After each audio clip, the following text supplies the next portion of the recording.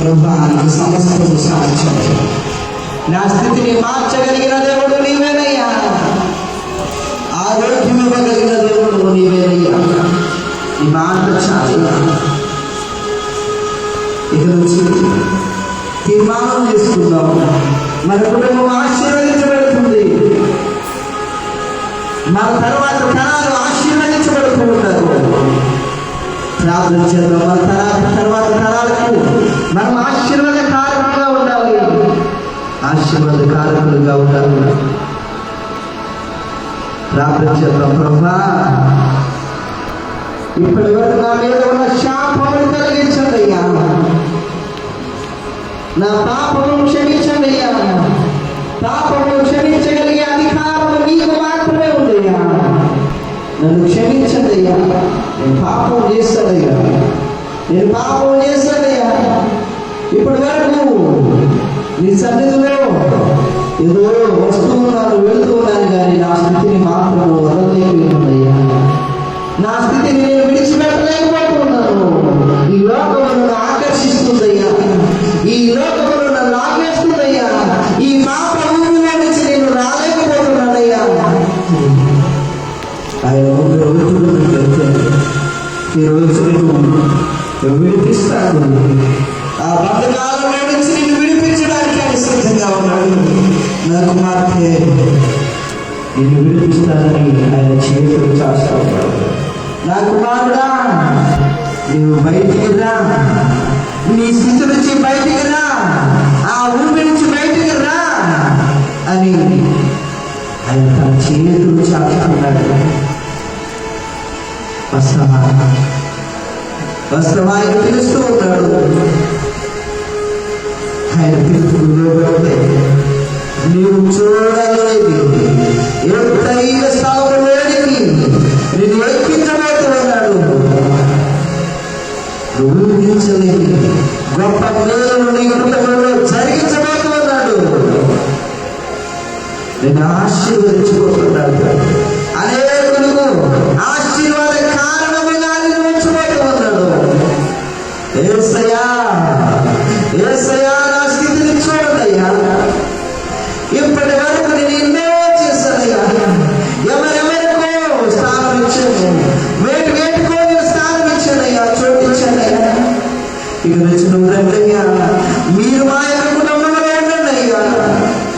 నేను, నా ఇల్లు, నా కుటుంబంలో, నా ఇంటి వారందరూ నిన్నే సేవిస్తామయ్యా. నువ్వు నాతో మాట్లాడతాయ్యా. మీరు మాతో మాట్లాడండి అయ్యా. నేను ఈ స్థితిలో ఉండలేకపోతున్నాను. ఎంతో సాధించాలని, ఎంతో సంపాదించాలని అలాగ ప్రయాసపడుతున్నాము, కానీ దానికి ప్రతిఫలం లేదయ్యా. శాంతి లేదయ్యా. సమాధానం లేదయ్యా. ఒకసారి నాతో మాట్లాడవా ప్రభువా?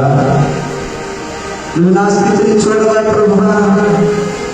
ఈ బంధకాలంలో నేను ఉండలేకపోతున్నాను ప్రభువా. నన్ను విడిపించునైనా.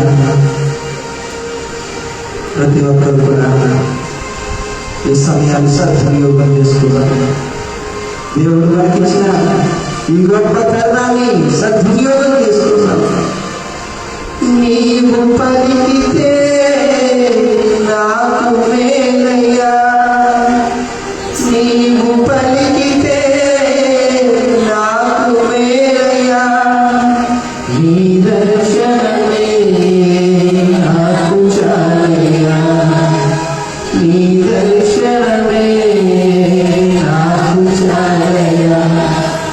నాతో మాట్లాడు ప్రభువా.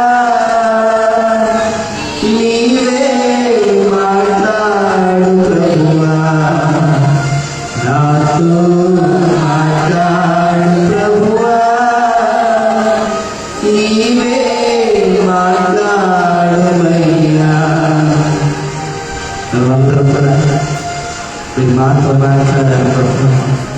నీ మాటకు లోబడే భాగ్యం దయచేయండి. నీ మాటలు మేము విసర్జించకుండా, నీ మాటలను పెడచెవి పెట్టకుండా, మీరు మాతో మాట్లాడిన మాటలను బట్టి మేము సరి చేసుకోవడానికి సహాయం చేయండి. దేవా మా యొక్క సంఘాన్ని జ్ఞాపకం చేసుకోండి. ఎంతో మంది ఎన్నో వేదనలు పడుతూ ఉన్నారు, ఎన్నో భయంకరమైన రోగములు, ఎంతో ధనము ఖర్చు పెడుతున్నప్పటికీ ఎటువంటి ప్రయోజనం లేదయ్యా. ఒకసారి చూడగయ్యా, మేమంతా సంఘంగా ప్రార్థిస్తున్నాం ప్రభువా.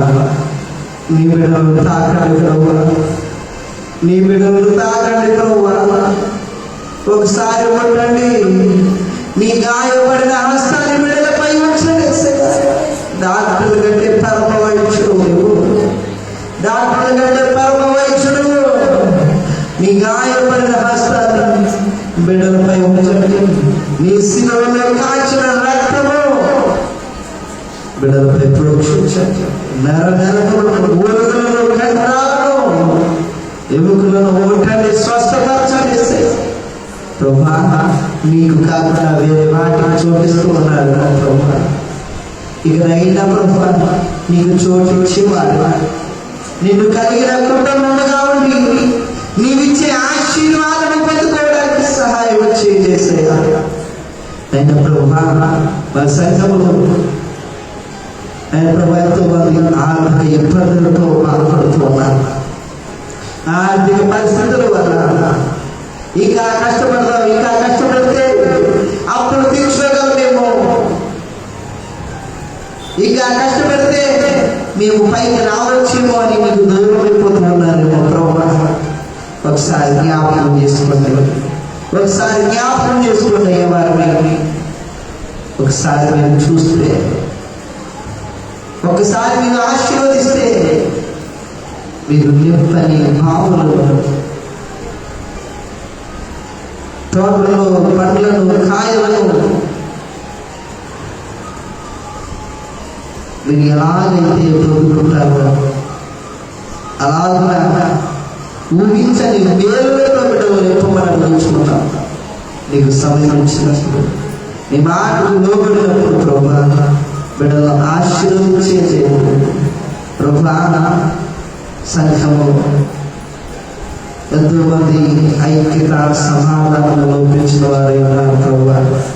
ఈరోజు మీరు మాట్లాడి ఉన్నారు ప్రభా.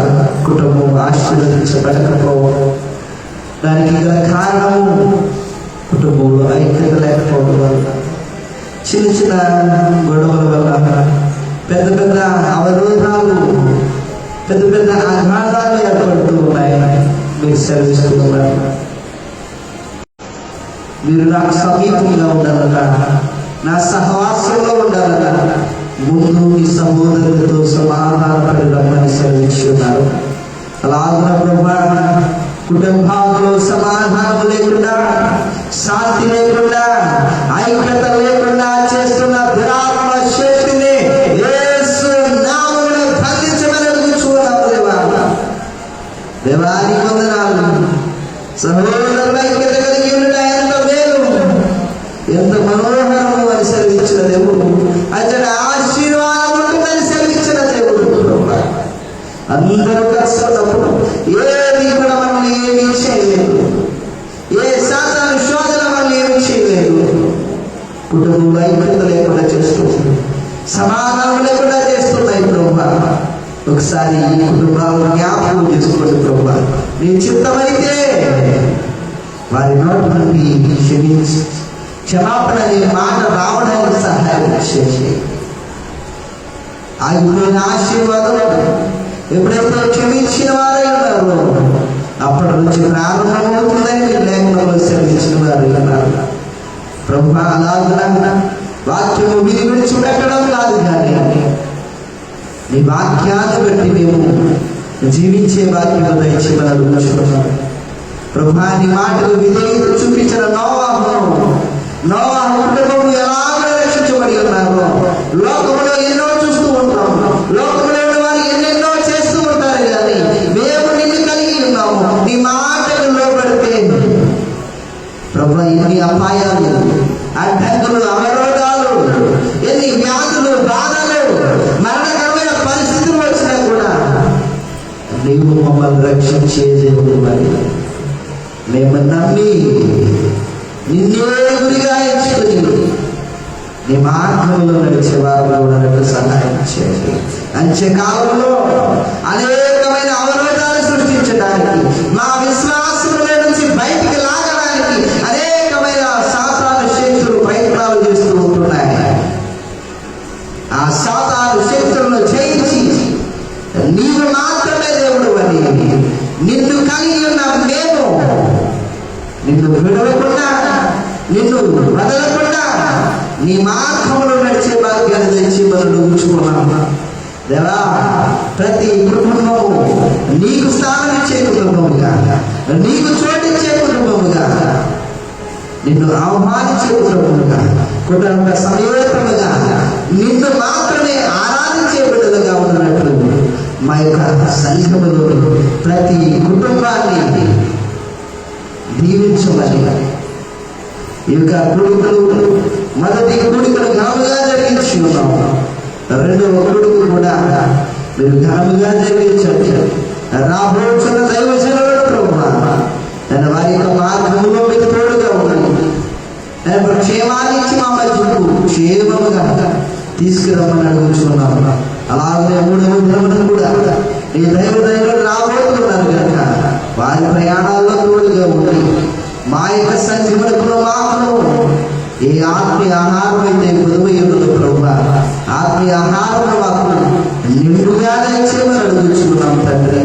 వచ్చిన ప్రతి బిడ్డలు ప్రభువా ఏ యొక్క బాధలతో వచ్చున్నారు, వ్యాధి బాధలతో, సమస్యలతో, చిక్కు సమస్యలతో నేను వచ్చి ఉన్నారు తండ్రి. వారందరినీ కూడా విడిపించి ఈ వాక్యం ద్వారా స్వతంత్రం చేసి ప్రతి ఒక్క కుటుంబాన్ని మరలా వచ్చే సంవత్సరానికి ఏ కుటుంబము నేను ప్రభా ఈ స్థితిలో, ఇప్పుడున్న స్థితిలో ఉండకుండా ఇంకా ఉన్నతమైన స్థితిలో ఉన్నట్లుగా మీరు ఆశీర్వదించమని, హెచ్చించమని యేసయ్య నామములో వేడుకొంచున్నాము తండ్రి. పరలోకమందున్న మా తండ్రి, నీ నామం పరిశుద్ధపరచబడును గాక, నీ రాజ్యం వచ్చును గాక, నీ చిత్తము పరలోకమందు నెరవేర్చున్నట్లు భూమి యందు నెరవేరును గాక. మాకు కావాల్సిన ఆహారం మాకు దయచేసి అలా ప్రారంభం చేసుకోవాలని మేము క్షమించిన ప్రకారం మా ప్రారంభం క్షమించము.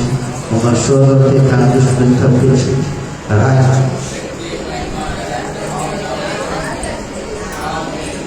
తండ్రి అయిన దేవుని యొక్క ప్రేమయు, కుమారుడైన యేసుక్రీస్తు వారి కృపయు, పరిశుద్ధాత్మని అన్యోన్య సహవాసమును, సమాధానమును, సన్నిధిని ఇప్పుడు ఎల్లప్పుడూ ఈ మొదటి కూడికను, ఈ మొదటి కొడుకును హాజరైన బిడ్డలందరికీ 2-3 కూడికలు వచ్చుచున్న జరుగుతున్న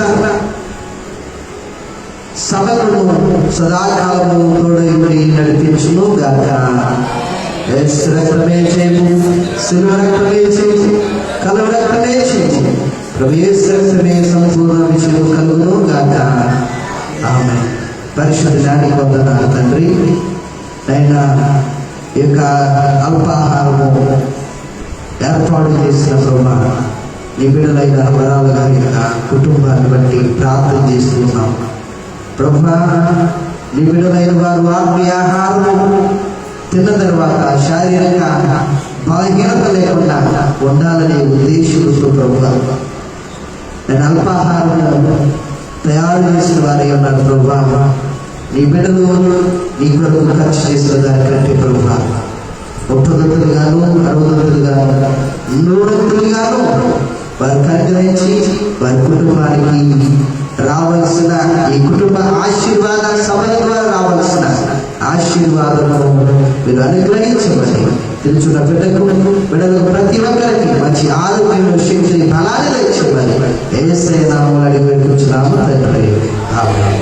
అందరికీ వందనాలు. 2వ రోజుగా